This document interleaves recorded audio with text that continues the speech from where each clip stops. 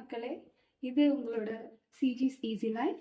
So இன்னைக்கு நம்ம பார்க்க போகிறது ரொம்ப ரொம்ப சிம்பிளாக வீட்டில் இருக்கிற கொஞ்சம் பொருள் வச்சே ஒரு அருமையான சிக்கன் குழம்பு, சிக்கன் சாம்பார் செய்கிறது எப்படி அப்படின்னு சொல்லி.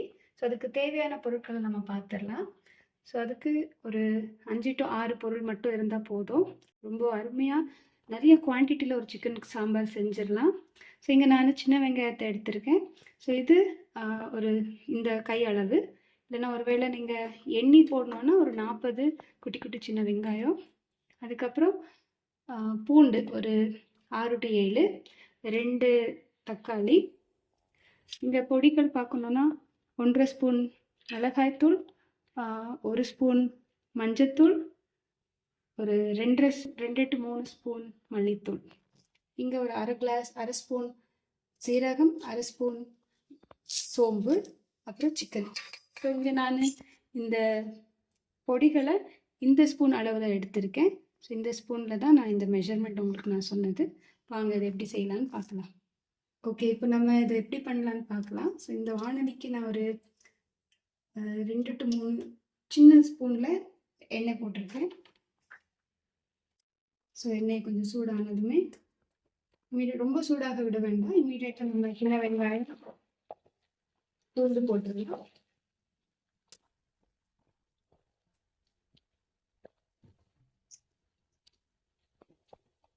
அது ஒரு 2 நிமிஷத்துக்கு வதக்கிப்பீங்க. இப்போ 2 நிமிஷம் ஆயிடுச்சு. இப்போ இந்த ஸ்பூன்லேயே ஒரு அரை ஸ்பூன் சோம்பு, ஒரு அரை ஸ்பூன் ஜீரகம் போட்டிருக்கேன். இதை போட்டு ஒரு 2-3 நிமிஷம் நல்லா அந்த வெங்காயம் டிரான்ஸ்பரண்ட் ஆகுற அளவுக்கு வதக்கிக்கலாம். ஓகே, இப்போ இந்த வெங்காயம்லாம் இந்த கலர் மாறி இருக்கு, கொஞ்சம் கோல்டன் கலர் மாறி இருக்கு. இந்த சமயத்தில் நம்ம என்ன பண்ணலாம்னா இந்த 2 தக்காளியை நம்ம வளர்த்த போட்டுக்கலாம். தக்காளி கொஞ்சம் ஸ்மாஷ் ஆகுற அளவுக்கு வளர்த்து. ஓகே மக்களே, ஸோ இப்போ டொமேட்டோ ஸ்மாஷ் ஆயிடுச்சு. நீங்களே பார்க்குறீங்க. எந்த அளவுக்கு ஸ்மாஷ் ஆனதுக்கப்புறம் நம்ம இப்போ எடுத்துருக்கிற அந்த தூள்களை போட்டுடலாம். ஸோ இப்போ இந்த சமயத்தில் எப்போவுமே இந்த அடுப்பை கொஞ்சம் சிம்மில் வச்சுருங்க. இந்த தூளை போட்டுடலாம். மஞ்சள் தூள், மிளகாய் தூள், தனியாக தூள் மிக்ஸாக போட்டதுக்கப்புறம் ஒரே ஒரு பெரட்டு மட்டும் பெரட்டுங்க. இங்கே இருக்கிற எல்லா வெங்காயம் தக்காளிக்கு அந்த தூள்கள் போய் எல்லாம் மிக்ஸ் ஆகுற அளவுக்கு ஒரே ஒரு பெரட்டு இம்மீடியட்டாக அடுப்பை ஆஃப் பண்ணிடுங்க. ஸோ இந்த மாதிரி அடுப்பு ஆஃப் பண்ணியாச்சு. ஸோ நம்ம அரைச்சதை நல்லா ஆற விட்டு இந்த மாதிரி ஒரு ஃபைன் பேஸ்ட்டாக நம்ம எடுத்தாச்சு. ஸோ இப்போது இதை எப்படி செய்யலான்னு பார்க்கலாம். குக்கர் வச்சுருக்கேன். அதுக்கு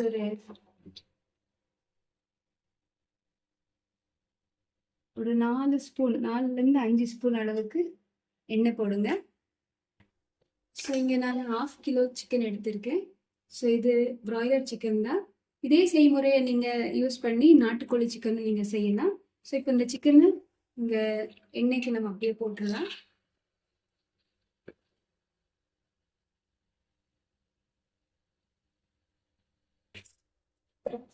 ஸோ இந்த சிக்கனுக்கு கொஞ்சம் உப்பு, கொஞ்சம் மஞ்சள் தூள். ஏற்கனவே மஞ்சள் தூள் போட்டு தான் அந்த சிக்கனு கழுவி இருக்கு. ஸோ அப்போ அந்த ஸ்மெல் எல்லாமே இருக்கும். அதை போட்டு ஒரு 5 மினிட்ஸ்க்கு நீங்கள் ஃப்ரை பண்ணிக்கிங்க. இப்போ நான் மசாலா போட போகிறேன். ஸோ இந்த மசாலாவில் போட்டுடலாம்.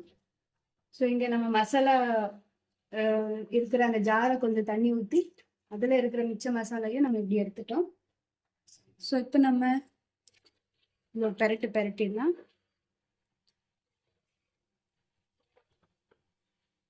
ஸோ இப்போ இதுக்கு தேவையான அளவுக்கு உப்பு போட்டிருக்கேன். ஸோ பொதுவாக இந்த குழம்புன்றதுனால ரொம்ப திக்காக செய்ய வேண்டாம். இந்த அளவுக்கு இருந்தாலே போதும். நம்ம இது பிராய்லர் சிக்கன்றதுனால 2 விஷலோட நம்ம இதை எடுத்துக்கலாம்.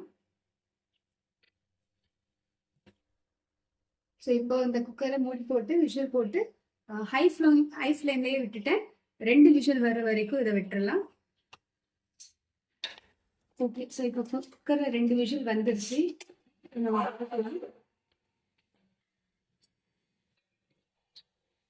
குழம்பு பார்த்தீங்கன்னா ரொம்ப நல்ல ஸ்மெல் இருக்குது.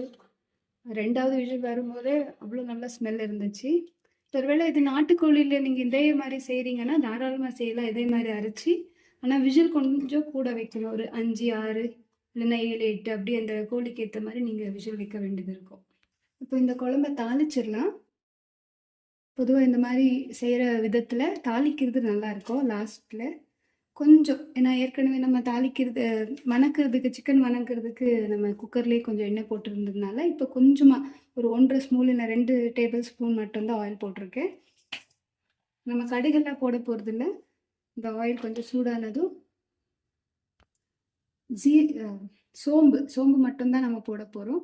ஒரு இந்த அளவுக்கு சோம்பு நீங்கள் போட்டிங்கன்னா போதும்.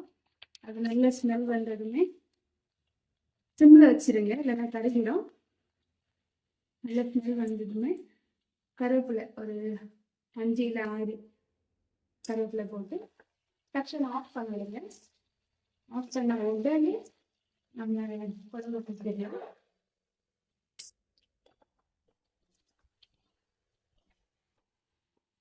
ஸோ இப்போ நம்ம தாளிச்சது ஊற்றியாச்சு. உப்பை நான் பார்த்துட்டேன், ரொம்ப நல்லா இருக்குது, ரொம்ப டேஸ்ட்டாக இருக்குது. அண்ட் இது ஒரு 6 பேர் இருக்கிற குடும்பத்துக்கு ஒரு நேரத்துக்கு ரொம்ப கரெக்டாக இருக்கும். 2 பேர் இருக்கும்போது ஒரு 3 டைம்ஸ் அவங்க யூஸ் பண்ணிக்கலாம். ஸோ இதுதான் இன்றைக்கி நம்ம செஞ்ச இந்த ரொம்ப ரொம்ப ஈஸியான ஒரு சிக்கன் குழம்பு.